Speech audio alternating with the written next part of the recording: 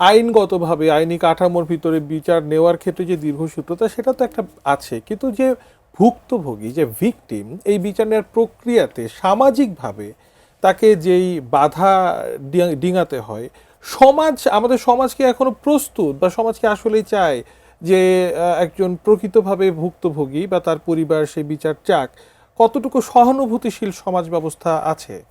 আর এটার মধ্যেও কিন্তু আবার একটা প্রযুক্তির ব্যাপার চলে আসছে। আমরা এখন প্রতিনিয়ত এত নতুন নতুন খবর আমাদের মধ্যে আমরা যাই, কাজে এই ফেসবুকে যেমন কোনো একটা মৃত্যুর ঘটনা দেখলে আমরা আরআইপি লেখার সাথে সাথে আবার একটা খুব গুড নিউজ দেখে আমরা উচ্ছ্বসিত হই, অর্থাৎ হলো আমাদের ইমোশনটা কিন্তু সাস্টেন করছে না।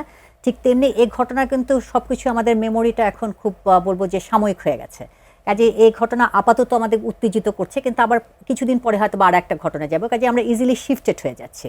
কাজে সেটাও কিন্তু আমাদের একটা প্রযুক্তির জায়গায় আমাদের মনস্তত্ত্বের উপরে প্রভাব ফেলছে। কাজে হ্যাঁ, ডেফিনেটলি এ ধরনের একটা ঘটনা, যেহেতু বিশেষ করে রামিসার মতন ঘটনা আমরা অনেকে রিলেট করতে পারছি আমাদের সাথে, আমরা এক ধরনের ভয় পেয়ে গেছে সবাই। যারা প্যারেন্টস তারা কিন্তু ভয়টা হচ্ছে যে এটা আমার পরিবারেও যে কোনো সময় হতে পারে, এবং সেটা ডেফিনেটলি তাদের কোনো রকমের ভাবে এক্সপেক্টেড না।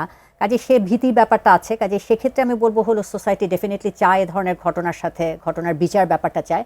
কিন্তু যেটা বললাম যে আমাদের বর্তমান আসলে প্রেক্ষাপট এমন যে আমাদের একটা ঘটনা প্রবাহের মধ্যে দিয়ে যাচ্ছে এবং প্রতিদিন নতুন নতুন ঘটনা, কাজে আমাদের প্রতিদিন নতুন নতুন ঘটনা